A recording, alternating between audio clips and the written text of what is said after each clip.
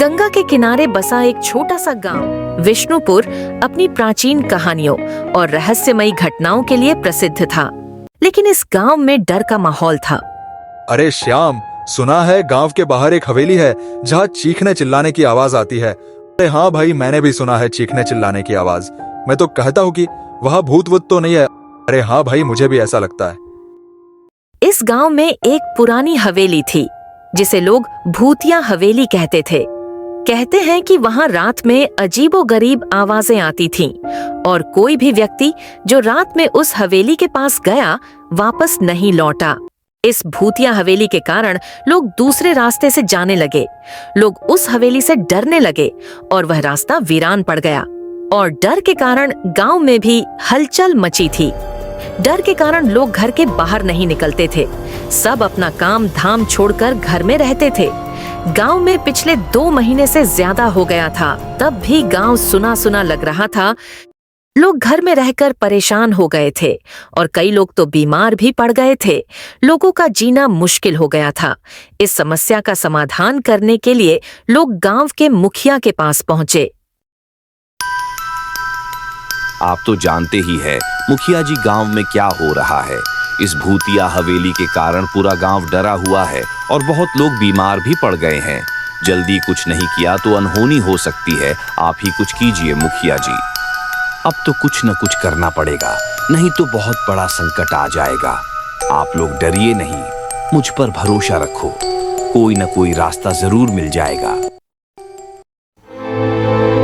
सुबह होते ही मुखिया जी बाबा से मिलने के लिए निकल गए।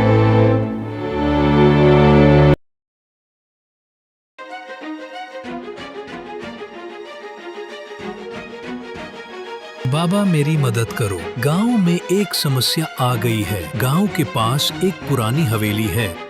उस हवेली से पूरे गांव वाले डर रहे हैं। तो आप लोग उस हवेली से डर रहे हैं? उस हवेली के पीछे एक लंबा कहानी है। लंबा कहानी, रुको बताता हूँ। 100 साल पुराना ये हवेली में बहुत सारे लोग रहते थे। उस हवेली का राजा वसुदेव था। वसुदेव अपने हवेली और विष्णुपुर गांव को बहुत अच्छी तरह से संवारा था। वसुदेव को लोग बहुत पसंद करते थे। उसके कार्य को देखकर लोग वसुदेव की तारीफ करते थे। अरे भाई, राजा वसुदेव जी गांव वालों की बहुत मदद करते हैं। अगर मदद नहीं करते तो हम लोगों का क्या होता? हम लोग तो गरीबी में मर जाते। हाँ भाई, तुम सही कहते हो। अगर राजा वसुदेव हमारी मदद नहीं करते तो हम लोग तो कब का भगवान का हो जाते। वसुदेव एक दयालु किस्म का व्यक्ति था। वो किसी पर कभी गुस्सा नहीं करता था। वसुदेव की इसी आदत सबको अच्छी लगती थी।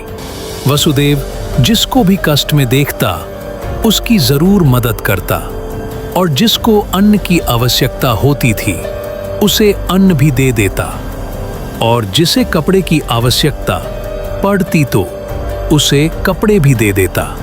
गांव वाले को किसी भी प्रकार का मदद पड़ती तो राजा वसुदेव से मांग लेते। फिर अगले दिन वसुदेव की छोटे भाई ने वसुदेव से कहा, भैया, आप अगर इसी तरह लोगों की मदद करते रहोगे तो आप एक ना एक दिन कंगाल हो ही जाओगे। मेरी बात मानो भैया, आप इन गांव वालों की मदद मत कीजिए। आप इसी तरह गांव वालों को देते रहोगे तो गांव वाले और ज्यादा मांगेंगे।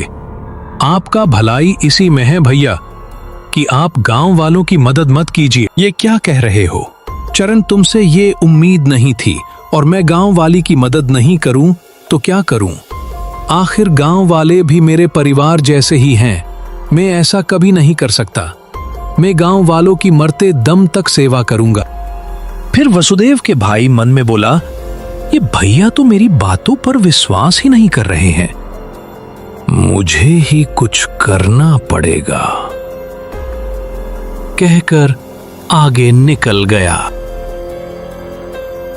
फिर अगले दिन हवेली में अन्न धन की कमी आ गई, जिसके कारण गांव वालों को अन्न धन नहीं मिल पा रहा था।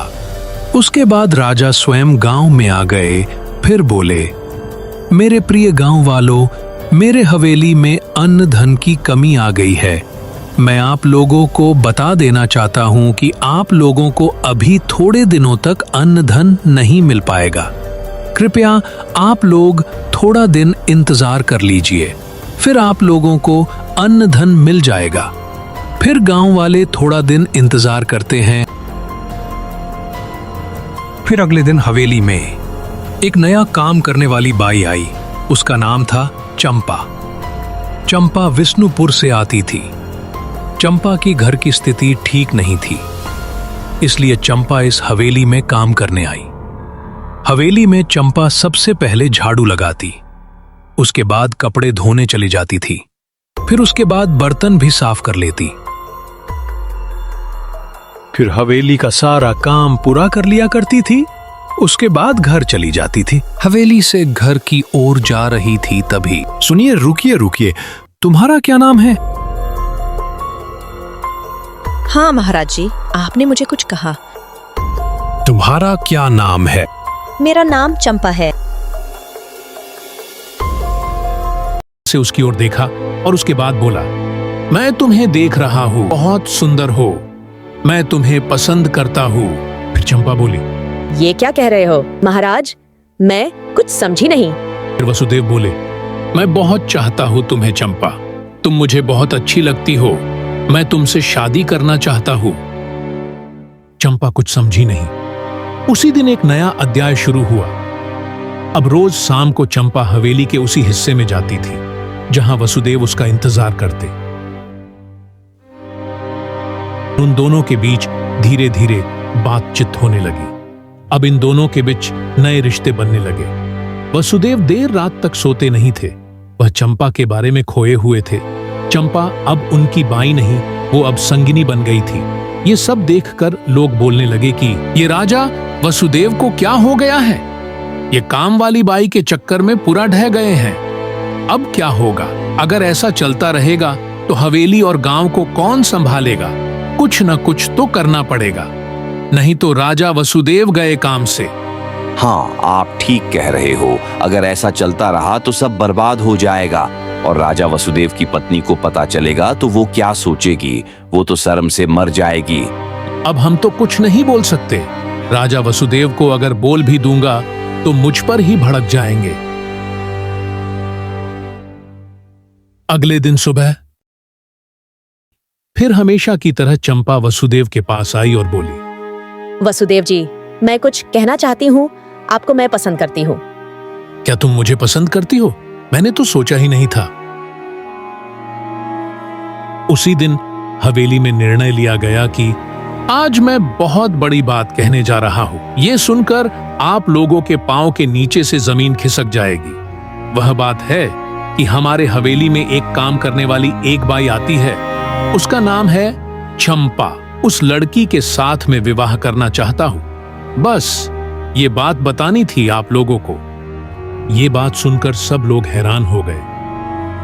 फिर ये बात वसुदेव की पत्नी को पता चल गई। ये मुझसे संतुष्ट नहीं है, जो दूसरी शादी कर रहे हैं, मैं ये होने नहीं दूंगी।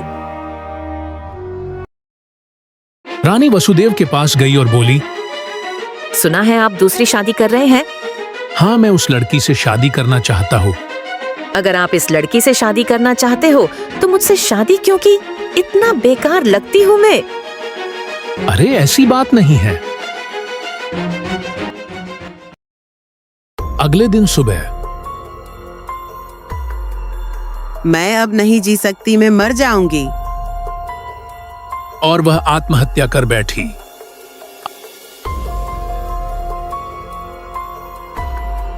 कुछ समय बाद हवेली में अफरा तफरी मच गई। सभी लोगों ने वसुदेव की पत्नी की तरफ देखा और अचंभित रह गए। वसुदेव की पत्नी की मौत के पीछे वसुदेव का ही हाथ था। इस तरह वसुदेव की पत्नी की मौत हो गई और उसकी आत्मा हवेली में घूमती रही और लोगों डराती रही और लोग डरने लगे। तो बाबा, इससे बचने का तरीका बताओ। हाँ, बताता हूं। उस हवेली पर गंगा जल का छिड़काव कर देना, जिससे वो आत्मा उस हवेली से हमेशा के लिए चली जाएगी। फिर अगले रात गांव के मुखिया हवेली की तरफ चले गए। हवेली पहुंचते ही गंगा जल को हवेली में छिड़काव किया। फिर अगले दिन गांव के मुखिया ने गांव वालों को बताया, गांव वालों, हम जिस हवेली से डर रहे थे उस हवेली से अब डरने की जरूरत नहीं है। वो हवेली अब पहले जैसा हो गया है। अब कोई भी उस रास्ता से आना जाना कर सकते हो।